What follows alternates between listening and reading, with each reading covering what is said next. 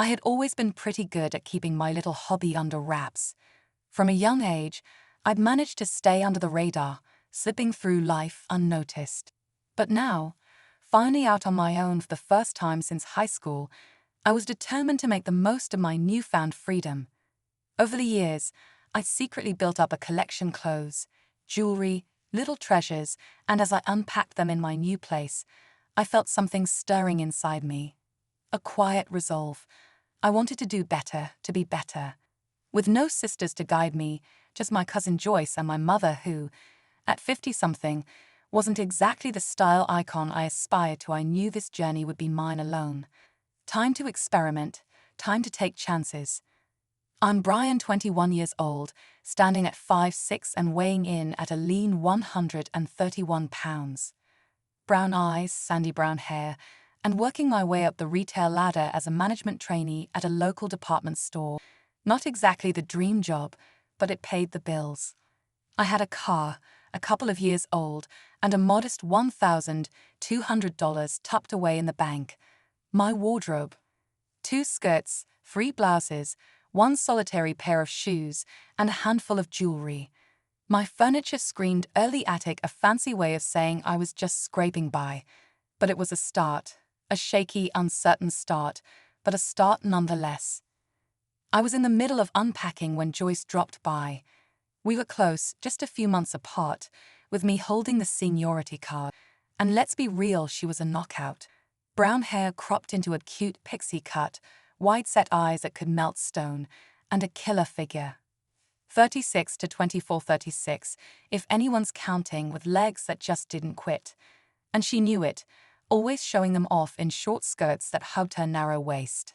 "Hey, Brian, thought you might need a hand with all this unpacking." I smiled, trying to play it cool. "Thanks, but I got it covered." Her grin widened. "Even your girl stuff." My heart froze. The air seemed to thicken around me. "You didn't really think we didn't know, did you?" The shock must have been written all over my face, clear as day. "You didn't," I stammered. "You didn't know I—" "Oh, come on. Of course I knew. You like dressing up. And guess what? It's fine."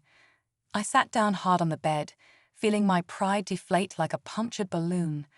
Joyce slid in beside me, wrapping an arm around my shoulders. "Listen, if you told me sooner, I would have helped. I always wanted a sister, you know." My mind whirled. Was this real? A dream? All I had to do was say yes, and I'd have a partner in crime. But fear, that old familiar foe, kept me silent. Joyce smiled, sensing my hesitation. "It's okay, Brian. Let's finish unpacking, yeah?" By the time we were done, I'd made a pot of coffee, and we sat across from each other at the little kitchen table. She reached for my hand, squeezing it gently. "I'll be back," she said. "Today's Thursday. Saturday morning, I'll be here, and by dinner, you'll be dolled up and ready to hit the town." And just like that, the door had been flung wide open. All I had to do was step through. Joyce left me alone with my thoughts, and let me tell you, they ran wild. All through the next day at work, my mind was a whirlwind of possibilities. What was she planning? How far was this going to go? By the time I finally got home, I was a mess, an excited mess, but a mess nonetheless. Sleep didn't come easy that night. My imagination kept showing me glimpses of a version of myself I had only dared to dream about. And now that dream was about to become reality. Morning came, and there I was, clutching a cup of coffee when Joyce waltzed in, arms full of bags that looked suspiciously promising. I helped her bring them inside, and as we settled down with our coffee, she laid it all out. "There's a party tonight," she announced, her eyes gleaming with mischief. "It's the grand opening of that new dance place on Beaker. And guess what? We're going. You, of course, as my sister Brittany." I must have looked like I'd been hit by a truck, but before I could protest, she added, "It's a good name for you." What she didn't know, what she couldn't know, was that Brittany was the very name I had chosen for myself. Fate, it seemed, had a sense of humor. "Finish your coffee, and then we start. But you have to do exactly as I say." I nodded, my pulse quickening. And before I knew it, I was standing in nothing but my briefs as Joyce smeared a thick, goopy hair remover across my skin, not missing a single inch. The sensation was strange, cool, and tingly, but mostly, it was embarrassing. Go soak in the bath, take those off, and finish the job. And I mean everything. I swallowed hard and did as I was told, stepping into the warm water and feeling the odd, prickly sensation as the cream did its thing. 30 minutes of waiting and a full rinse later, the water swirling around me carried away every last trace of hair. I stared at my reflection, smooth, bare, and feeling as exposed as the day I was born. With a deep breath, I washed my hair, shaved as close as possible, and finally wrapped myself in a towel before stepping into the bedroom. Joyce was waiting, looking smug and holding up something silky. Since we're about the same size, I brought a few things to get you started. She handed me a pair of black nylon panties, brand new, the fabric delicate and shimmering. Put these on, I'll turn around. I hesitated for half a second before slipping them on, feeling a thrill surge through me the moment they slid into place. The sensation was electric, unlike anything I had ever felt before. I tucked myself as best as I could, took a steadying breath, and told her I was ready. Next came the waist cincher, also in sleek black. I fastened the hooks and could feel my waist shrinking little by little, but when I pulled up the zipper, it gripped me tight, sculpting my figure in a way I had only imagined. The final touch, a brand new pair of pantyhose. I pulled them on carefully, feeling the soft stretch of the fabric against my freshly smooth skin, enjoying every inch as they settled into place. Joyce stepped back, a satisfied smile on her lips. Now, let's see what we can do with that hair of yours. I followed her to the bathroom and sat down as she went to work with a curling iron and a blow dryer. My hair, cut into a tapered style that could easily swing either way, was teased and styled into something surprisingly feminine. In fact, some of the women at work had even pointed out how close my cut was to theirs. Joyce used clippers to neaten up the back and sealed it all with a generous spritz of hairspray. "That's the best I can do for now," she said, stepping back to admire her work. "We'll get a professional to handle it properly later." And just like that, I was inching closer to becoming the woman I had always imagined. Joyce had a knack for makeup, a true artist with a brush, and I watched in the mirror as she worked her magic. She started with foundation, blending it seamlessly with her fingertips until my skin was a flawless canvas, even and smooth. A dusting of powder followed. Then came the eyeshadow, a dreamy mix of soft rose and cool gray, expertly blended to create depth. A gentle stroke of brown eyeliner, a touch of pencil to define, and a whisper of pink blush to bring some life back to my cheeks. "Let's get a brow on you," she said, handing me a delicate piece of lingerie. I slipped it on, noticing right away that it was smaller than what I usually wore in secret. But as I fastened the front hook, I felt my chest being gathered into the snug little cups, the built-in push-up pads working their magic. And just like that, I had breasts. Not much, but enough to make me smile. Joyce, ever the perfectionist, handed me 2 small foam pads to tuck beneath, and suddenly, my chest filled out beautifully, rounding in a way I'd never achieved before. Next came the dress. It felt like little more than a whisper of fabric as I pulled it over my head, settling it over my newfound curve. Joyce zipped it up, and I gasped. This was way shorter than anything I would have dared to buy for myself.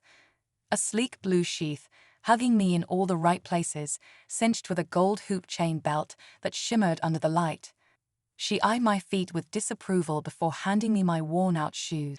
"These are done for, Brittany. We'll fix that soon, but for now, put them on." I thought I was finally ready, but Joyce had other plans. From her purse, she pulled out a pair of clit-on earrings, a delicate bracelet, and a thin gold chain necklace. She fastened them around me with a satisfied smile before spritzing me with her perfume, light, floral, and unmistakably feminine. "Now put some lipstick on, and then we can go." I froze. "Go? Go where?" She grinned. "Shopping, of course. What else? You need shoes, panties, and at least a couple of proper bras to start with. A few dresses and skirts wouldn't hurt either, and of course some jewelry." She handed me a sleek black purse. "Put your wallet in here, then go put some lipstick on." I stood in front of the mirror, And for the first time, I saw her Brittany. The resemblance to Joyce was uncanny. We could have been twins. Our short haircuts mirrored each other perfectly, and we were dressed almost identically. My fingers trembled slightly as I traced my lips with the soft rose lipstick, the final touch to complete the picture. Stepping out of my apartment felt like stepping off a cliff. Every step across the parking lot felt like a spotlight was on me, and I was convinced everyone could see right through me. But no one stared. No one whispered. Slowly, I started to relax just a little. By the time we reached the mall, I was breathing normally again. That is, until Joyce turned to me with a reassuring smile. "Now, Brittany, you know this is what you want. Just get out of the car, and let's have a fun day shopping." And with that, the moment of truth had arrived. I followed Joyce into the mall, matching her stride as we strolled past the glittering store windows. The excitement buzzed in my veins, but nerves still clung to me like a second skin. Before I could overthink it, she hooked her arm through mine and veered us into a shoe store. I tried on pair after pair, feeling like Cinderella at the ball, until I settled on two, one black, one nude. I slipped into the black ones right there in the store, feeling a little thrill as the sleek heels clicked against the tile floor. Then came the real test. Joyce led me straight to the department store where I worked. My heart hammered against my ribs, my feet rooted to the floor. She noticed, of course, and with a reassuring squeeze of my arm, she pulled me forward. Before I knew it, I was standing in the women's department, stepping into skirts and dresses under the bright, unforgiving store lights. Terror sat heavy in my stomach, but Joyce? She was cool as ever, sifting through racks like this was just another shopping trip. I ended up buying a dress almost identical to the one I was wearing, classic shirtwaist style, perfect for blending in. 3 skirts and 5 blouses later, I was holding more bags than I ever had in my life. But Joyce wasn't done. Next stop, the jewelry store. "You should get your ears pierced," she said, like it was the most natural thing in the world. Before I could protest, I was sitting in a chair with a piercing gun clicking next to my ear. A sharp pinch and a flash of warmth later, and I had my very first pair of real earrings. It felt right. We picked out bracelets and necklaces, and soon I was weighed down with bags, but loving every second of it. The makeup store was next. This time, I actually asked for a makeover. Sitting in that chair under the beauty lights, I watched in awe as the makeup artist worked her magic. She used colors and techniques that transformed me in ways I hadn't thought possible. When she spun me toward the mirror, my reflection stunned me. I looked even better than I had that morning, which I didn't think was possible. Naturally, I bought everything she used, stuffing more goodies into my growing collection. Lunch was a surreal experience. Sitting in a food court, sipping iced tea, I watched co-workers stroll past people I saw every day. Not one of them batted an eye in my direction. They had no idea. That eerie realization sent a shiver down my spine. I wasn't just passing, I was living. "One last thing," Joyce said, finishing her drink. "Then we can head home and get ready." "What else could there possibly be?" I asked, half laughing. "Your hair." Before I could object, she had me by the arm, leading me into a salon. A stylist worked wonders, shaping my hair into a more polished, feminine-style soft layers and just enough length to tuck behind my ears. It was styled to swing both ways, able to work for my everyday male persona, but easily styled into Brittany with a bit of effort. While I sat in the chair, Joyce slipped away, leaving me alone with my thoughts. By the time she returned, I was ready to go, and we finally made our way home. The moment I stepped through my apartment door, I let out a long breath of relief. The day had been exhilarating, terrifying, and absolutely unforgettable. For my first real outing as Brittany, I had nailed it. It was barely 3 in the afternoon, and Joyce left to get ready, promising to be back by 6. That gave me time to revel in the day's success, time to try on every piece of clothing I'd bought, and time to stand in front of the mirror, lost in the reflection of my inner vision brought to life. Stripping down to my bra and panties, I washed off my makeup and shaved again, just to be sure. With each sweep of the razor, The old me faded further, replaced by the emerging Brittany. I practiced my makeup twice, watching my reflection with growing confidence, until I thought I could do a decent job on my own. I was just about to start my third attempt when Joyce walked in, catching me mid-stroke. "Go ahead, Brittany," she said, leaning against the doorframe with an approving smile. "Let's see what you've got." I took a deep breath and got to work. Foundation first, smoothing it out with steady hands. Then eyeshadow soft blue as a base, a sweep of plum for depth, and a touch of grey to blend it all together. I used the sponge just like the makeup artist had shown me, blending everything to perfection. The eyeliner came next, deep sable black tracing the shape of my eyes, adding a hint of drama. With a steady hand, I followed with a black pencil under my lower lash line, carefully smudging it to soften the look. Mascara was the hardest part, each stroke lengthening my lashes until they framed my eyes in a way that made my heart skip a beat.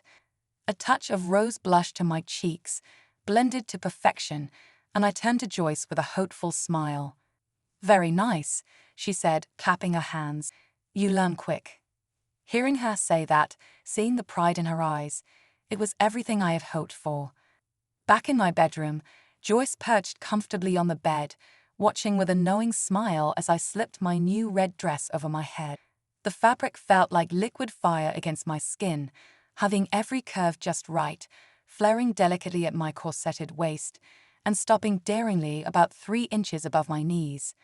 I swallowed hard, feeling more exposed than ever, but Joyce was already behind me, zipping me up without hesitation.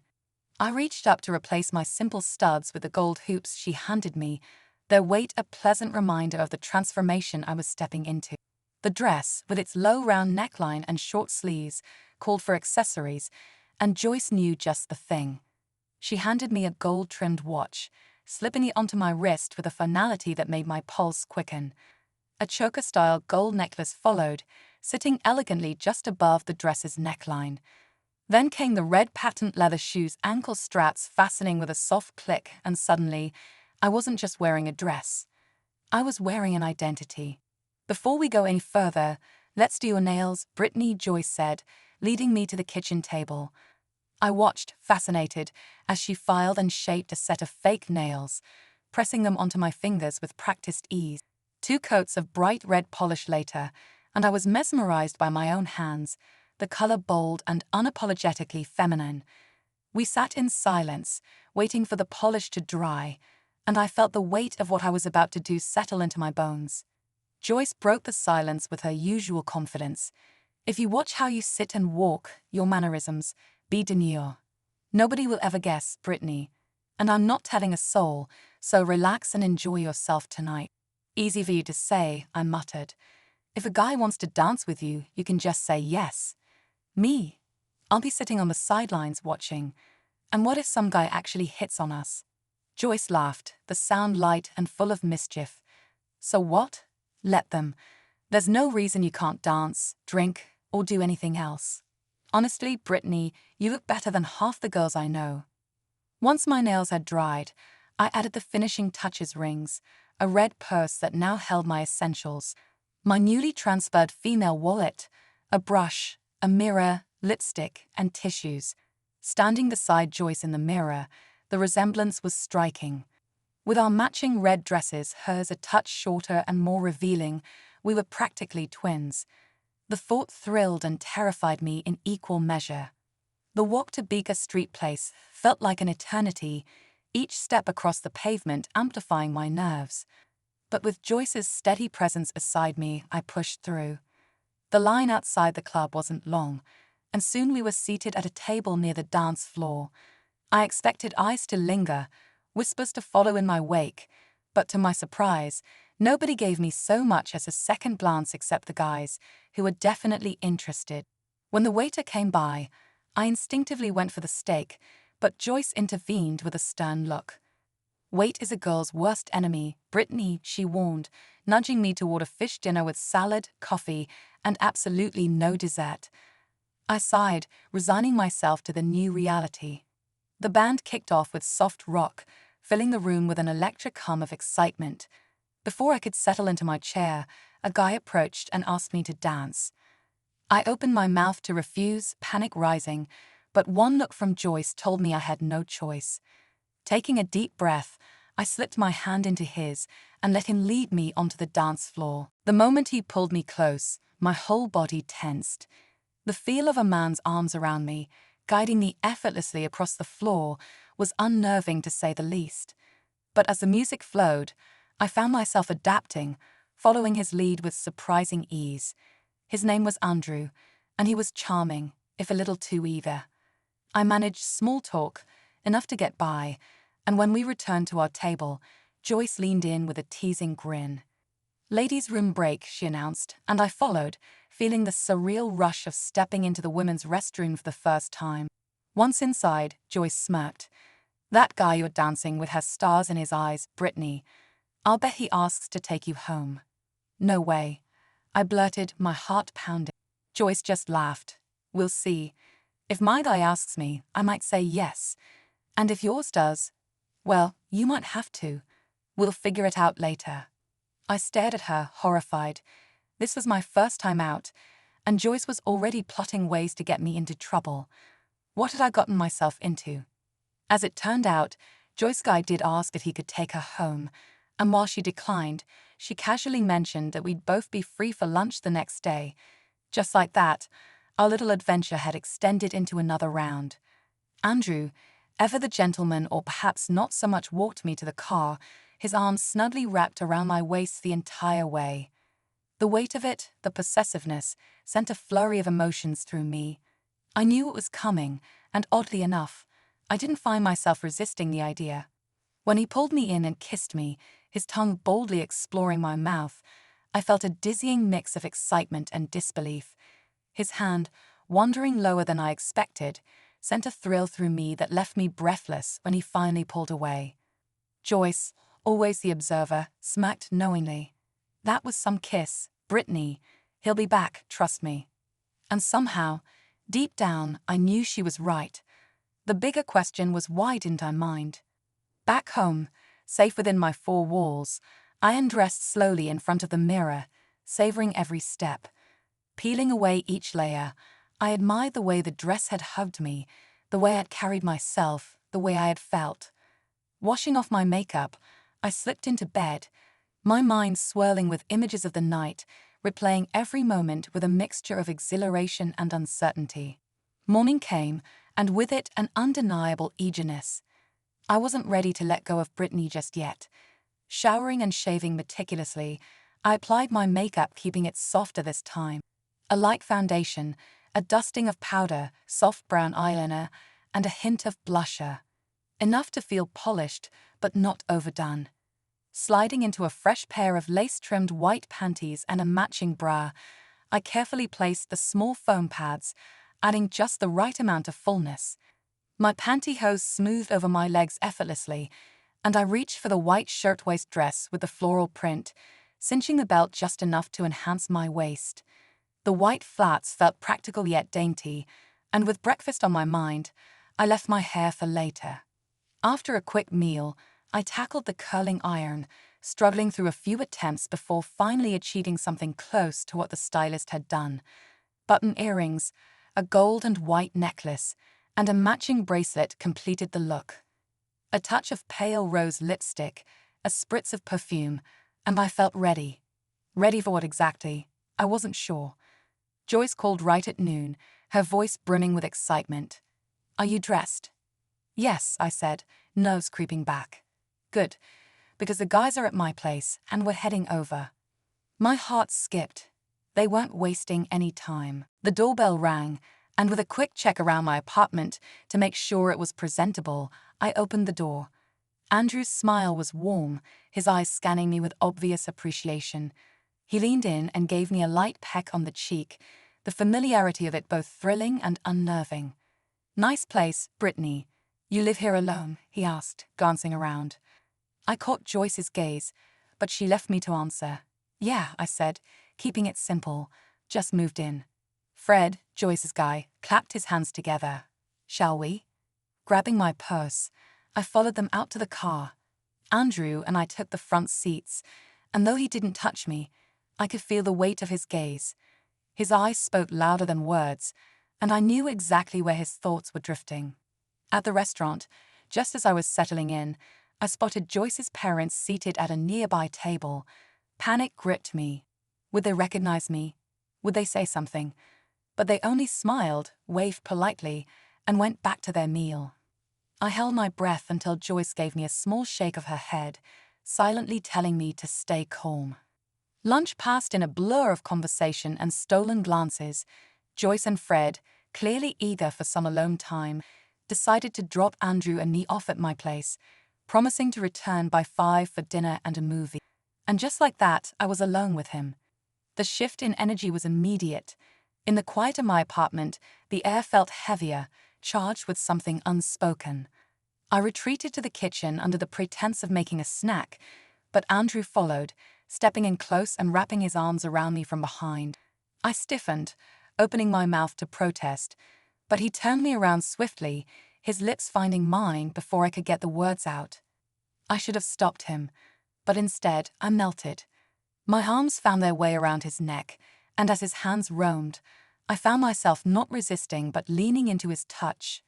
He lifted me effortlessly, carrying me to the small couch where he placed me down gently, his eyes locked onto mine with an intensity that made my pulse race. His hand, warm and firm, rested on my stomach before trailing upward, brushing over my chest. Despite the padding, the touch sent shivers down my spine, making me feel more feminine than I ever had before. My mind screamed at me to put a stop to it, to say something, anything, but my body refused to cooperate. Instead, I found myself staring at the growing bulge in his pants, the reality of the moment crashing over me like a wave. I was caught between two worlds, one I'd always known, and one I was just beginning to explore, and in that moment, I wasn't sure which one I wanted more. I hadn't realized how far I'd let myself go until I felt his hand guiding mine to him, pressing it firmly against the hardness beneath his pants. My fingers curled around him instinctively, and he shuddered at my touch. A thrill shot through me as I stroked him gently, my lips finding his in a kiss that felt far too natural. It was a first touching another man like this, but to my surprise, it wasn't unpleasant. In fact, I liked it. Somewhere in the back of my mind, I knew that Brian would have been horrified by this, but Brittany was different. Brittany had a man, and Brittany wanted to please him. The lines between who I was and who I was becoming blurred as he unzipped his pants, his manhood springing free right in front of me. My hesitation lasted only a moment before my hand reached out on its own, exploring him with newfound curiosity. "Kiss it," he whispered, his voice thick with desire. And I did. What happened next was something I never imagined myself doing, but as I surrendered to the moment, it wasn't nearly as strained as I thought it would be. If anything, it felt right. He enjoyed it, and oddly enough, so did I. Afterward, we sat side by side on the couch, watching television as if nothing had happened, exchanging occasional kisses that left me tingling. When Joyce and Fred finally returned, Joyce gave me a look, one of those knowing, mischievous smiles that told me she'd figured everything out without a word. "Come on, Brittany," she said, pulling me into the bedroom with a smirk. "You were a bad girl, weren't you?" I blushed deeply, unable to deny it. "I probably didn't do as much as you did, Joyce, but then again you can, and I can't." Dinner and the show were a blur after that, my thoughts swirling with everything that had happened. But once I was back home, staring at my reflection in the mirror, I knew it was time to put Brittany away for now. The next morning, I slipped the smallest gold studs into my ears, styled my hair into the more masculine look I needed for work, and sprayed it in place. Just like that, Brian was back. I went through the motions at my job in the men's department, but it was agonizing. The highlight of my days became the moment I stepped through my apartment door, slipping into a pair of panties and a bra, and lying in my robe until morning. It wasn't enough. What I really wanted was to be Brittany every day, all day. But that wasn't an option. So I settled for stolen moments and whispered dreams. Joyce called a few times to check in, but we hadn't seen each other in 2 weeks. Andrew, on the other hand, called often. We'd spend hours talking, and every time I hung up, I felt a mix of excitement and longing I couldn't quite explain. Then, on Monday, things changed. I was transferred to parcels, a behind-the-scenes job where items were packed and shipped, far away from the bustling sales floor. Part of my training required me to ride along with the drivers to get a feel for deliveries, but what really caught my attention was the shelf in the back, stacked high with returned items. Curiosity got the better of me. "What happens to all this stuff?" I asked the dock chief. He shrugged. "We toss it once the shelf is full, usually every month or so." Intrigued, I started digging through the boxes. Most of it was junk-stained clothes, broken appliances, things no one could resell. But then, in one of the boxes, I found them. A pair of perfectly formed breast forms, still pristine in their packaging. The box had been opened, and the label clearly stated they couldn't be resold once the seal was broken. My heart raced as I pulled them from the shelf and tucked them into my desk, waiting until the next day to take them home. I couldn't believe my luck. 36B, complete with adhesive strips that would let them stay in place without a bra. That night, I eagerly slipped them into my bra, and the weight of them, the way they moved with me, sent shivers down my spine. For the first time, I felt like I had real breasts. The shape, the softness, the way they pressed against me, it was intoxicating. I couldn't stop touching them, adjusting them, experimenting with how they looked under different clothes. The color was almost identical to my own skin tone, and with a little creative blending, I could hide the seams completely, meaning lower necklines were now an option. I was in heaven. I spent the next few days indulging in my new reality, slipping on dresses I'd previously been too shy to wear, marveling at the way the breast forms made me look and feel. Each night, I stood in front of the mirror, running my hands over my new silhouette, watching as Brittany took center stage once more. Sitting in the store manager's office, I wasn't too concerned at first. Meetings with him weren't unheard of, though they usually happened on Fridays, not smack in the middle of the week. But the moment he started speaking, my pulse quickened. "In every department you've worked in, we've seen an increase in sales," he said, his voice steady and firm. "Your suggestions in parcels alone will save us nearly $300,000 over the next 3 years. Your work has been exemplary in every way. We're ready to promote you to run your own department, and upper management is fully on board." I stared at him stunned. Sure, I made a few suggestions here and there, but I never imagined they'd been taken so seriously. I was just trying to make things more efficient, not shake things up. "Mrs. Gottlieb is retiring at the end of the month," he continued, "and we believe you're the perfect fit to take over her role. You've proven yourself capable." But my throat felt tight. Isn't that position, the women's department? I mean, hasn't it always been held by a woman? The manager leaned back in his chair with an amused smile. "Yes, it has. But I want you to watch something before you say anything else." He pressed play on a small television, and as the grainy video flickered to life, my stomach dropped. There I was, Brittany, browsing through the women's department, casually selecting dresses, skirts, and accessories. I could feel my face heating up, my body sinking into the chair. My secret, laid bare on a screen for my boss to see. "That's you, isn't it?" he asked, not unkindly. I couldn't find my voice. Ashamed, embarrassed, every emotion I'd been running from came crashing down on me. But then he said something that made my heart pound for an entirely different reason. "That's exactly why I've chosen you for this role. We've been struggling in that department. Missing merchandise, dishonest cashiers, outdated styles, and a manager who's lost control. Frankly, if Olivia weren't so close to retiring, I'd be letting her go. What I'm proposing, Brian, no, Brittany, is that you take charge of the women's department as Brittany. You clearly understand the products, the customers, and the fashion. You may look like a woman on the outside, but I need someone who can take aggressive action and turn this place around before the fall season." I was speechless. Words swam in my head, but nothing made it to my lips. My heart pounded in my chest, and if my throat hadn't been so dry, I might have choked out some sort of response. "Tomorrow morning," he continued, "I want you in my office at 8 a.m., ready to go to work as Brittany. By the way, what name do you use?" I swallowed hard. Brittany. I use Brittany. He nodded. I'll have a new badge ready for you in the morning. My secretary will update your personnel file. Go home and get some rest, you've got a big day ahead of you. I walked out of that office in a daze, unsure of how or why any of this had happened, but one thing was crystal clear: I'd be working as Brittany starting tomorrow. At home, I flung open my closet, staring at my modest collection of clothes with a growing sense of panic. What I had barely covered evenings out with Joyce, let alone a full-time job. I needed enough outfits to last an entire work week at minimum. The realization hit hard, but for now, I had to work with what I had. The black pleated skirt suit with the rose-colored jacket would have to do for my first day.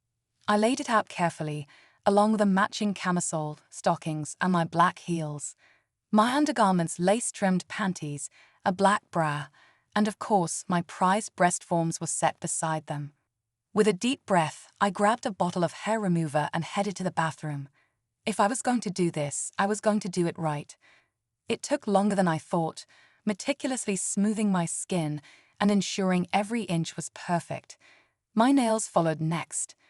I chose a soft plum polish, professional, understated, but still feminine. Each stroke of color felt like another step into my new reality. By the time I crawled into bed, staring at the ceiling, my mind raced with a million thoughts. Excitement, fear, anticipation. Tomorrow, I wouldn't just be dressing as Brittany for a night out, I'd be Brittany full-time. And if I was being honest with myself, that thought thrilled me more than anything. As I stepped into my new department, the reality of my position hit me like a wave. The women's department, my department, now stretched before me, racks of dresses, blouses, and accessories standing like sentinels, waiting for a firm hand to whip them into shape. Olivia was already packing up the last of her things, her expression a mixture of relief and something I couldn't quite place, perhaps a touch of amusement. "Well, Brittany," she said, smoothing her skirt as she looked me over, "you've got your work cut out for you. These girls, they're a handful, but I suppose you'll figure it out." I gave her my most professional smile, though inside I felt a knot of anticipation tightening. "I'm ready for the challenge, Olivia. Thank you for everything." She chuckled and patted my arm. "You say that now. Give it a week." With that, she'd hoisted her purse over her shoulder and walked out, leaving me standing alone in my new domain. Taking a deep breath, I surveyed the space. The department felt cluttered, disorganized, and chaotic in a way that reflected exactly how it had been run. Displays were mismatched, sale signs crooked, and the energy of the floor just off. I knew right away that before I even thought about tackling the staff, I needed to get the department itself in order.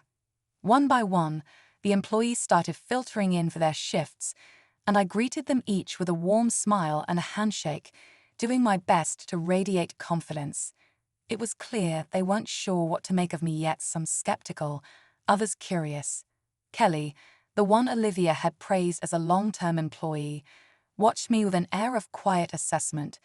Marian, on the other hand, approached me with a wariness I recognized but appreciated. As the morning passed, I focused on observing, watching how the employees interacted, how they handled customers, and more importantly, how they didn't. I noticed Kelly spending more time chatting with customers than actually helping them, and Jenny, the high school co-op, seemed nervous and unsure of her role. Kelly moved around confidently, but something about the way she lingered by the register and occasionally glanced over her shoulder set off little alarms in my head. By noon, I had a mental list of improvements and a strategy forming. After a brief staff meeting where I introduced myself officially and set some basic expectations, I called Marian aside. If there was anyone who could give me the raw, unfiltered truth, it was her. "I want to make things better around here," I told her quietly. "But I need to know what's really going on behind the scenes. I heard rumors, but I want facts." Marian hesitated, chewing on her lip before finally nodding. "All right, Brittany. I'll tell you what I know, but you have to promise to keep me out of it. I don't need any drama." "You have my word," I assured her. She glanced around before lowering her voice. "Kelly's been here a long time, yeah, but she's got a side hustle. if you catch my drift. Stuff goes missing when she's on shift. And Dana, well, let's just say she doesn't exactly have a keen eye when it comes to catching it.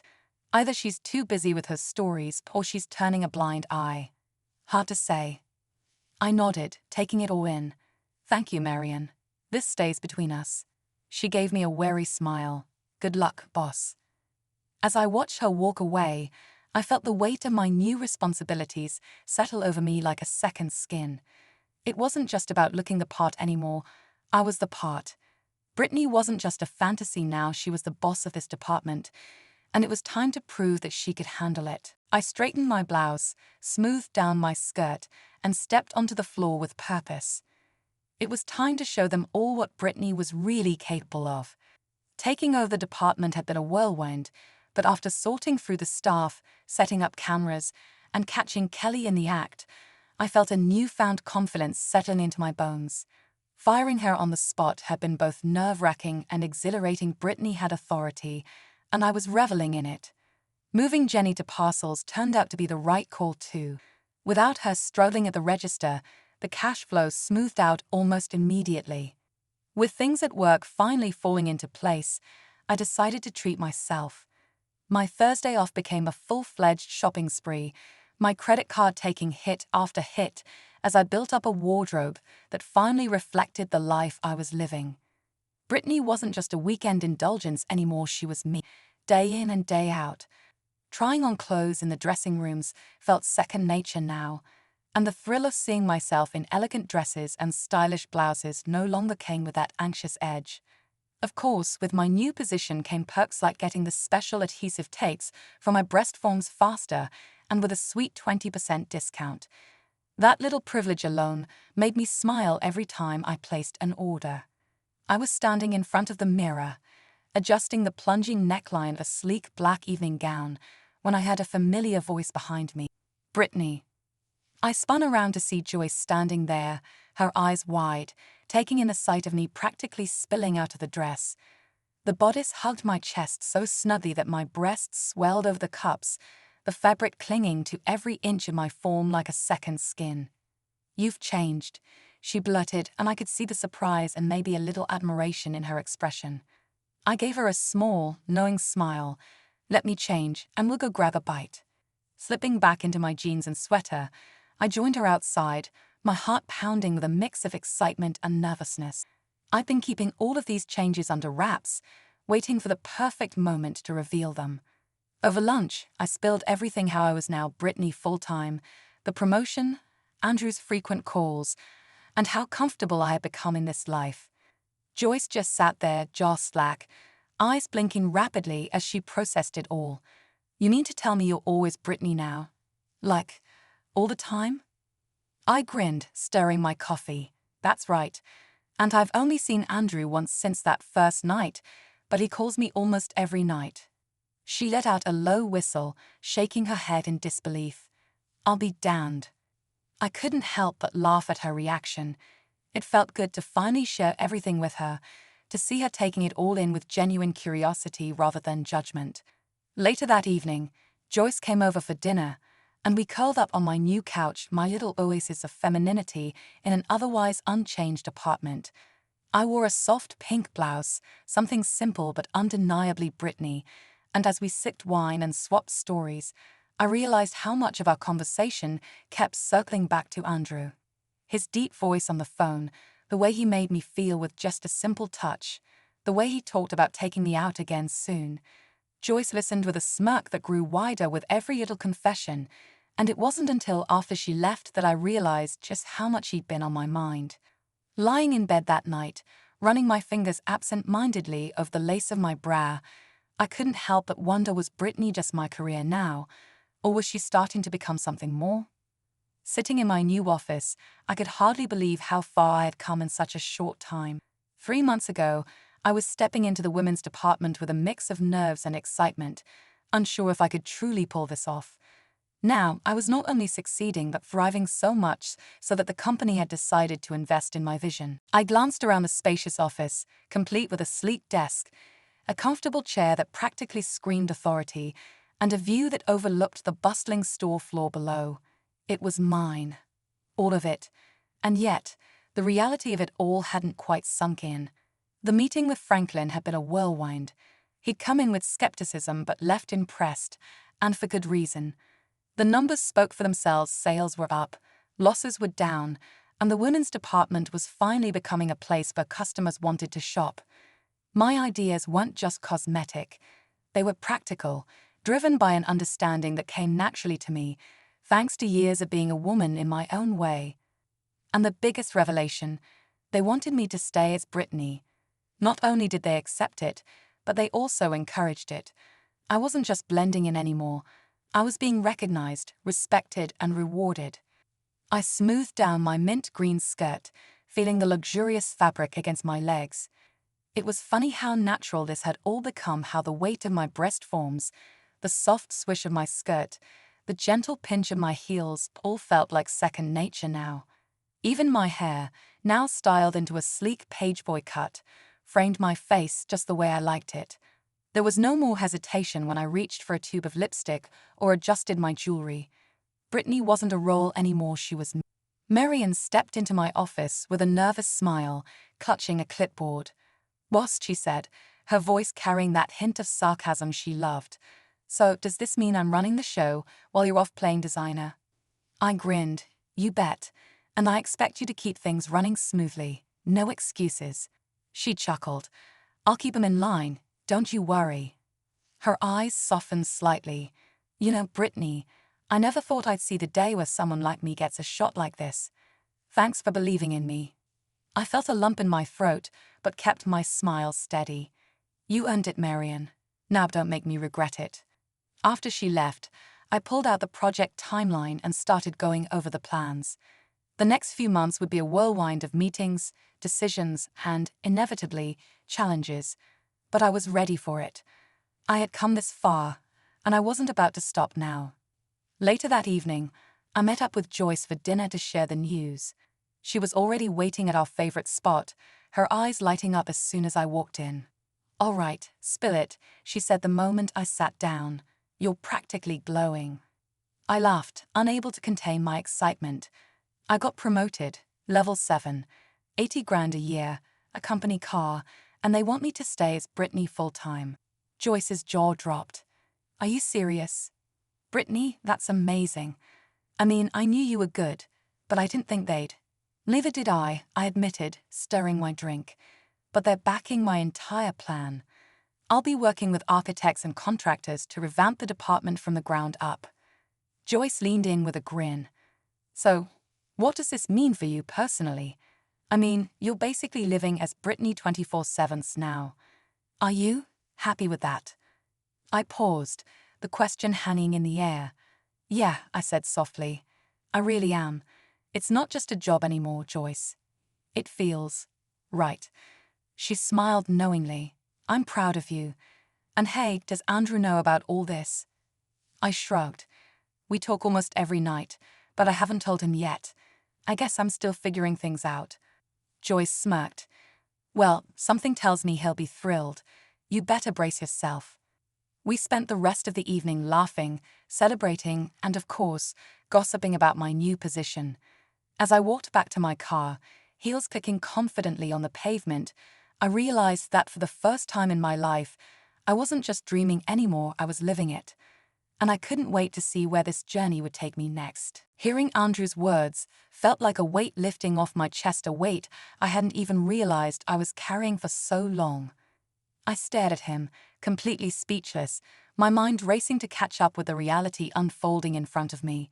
All that fear, all those sleepless nights worrying about his reaction, and here he was calm, understanding, and still wanting me. "You've known this whole time?" I asked, my voice barely above a whisper.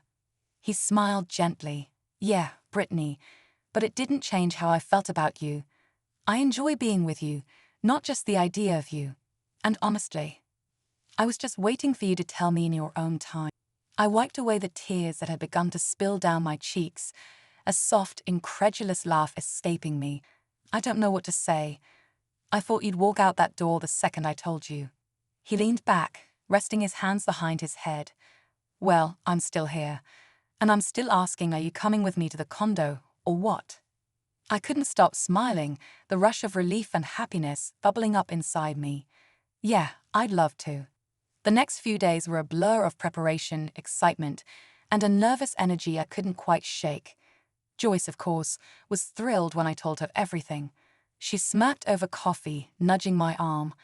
"I told you, Brittany. You've got yourself a good one there. Don't mess it up." I laughed, shaking my head. I still can't believe it. He's just okay with it all. "Some people surprise you," she said. "And hey, now that everything's out in the open, you can finally just be yourself around him. No more hiding." And she was right.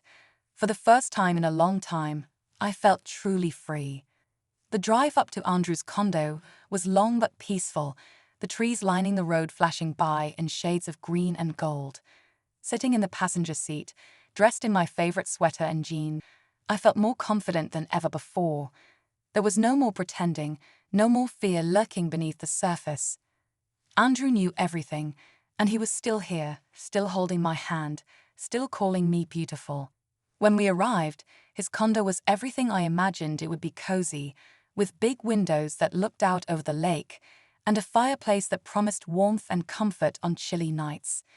He poured us both a glass of wine, and we settled onto the couch, the tension that once lived between us now replaced by an easy, comforting silence. "You know," he said after a while, his arm resting around my shoulders, "I'm really glad you finally told me. It must have been exhausting carrying that secret around." I nodded, leaning into him. "It was, but it's over now." And it was.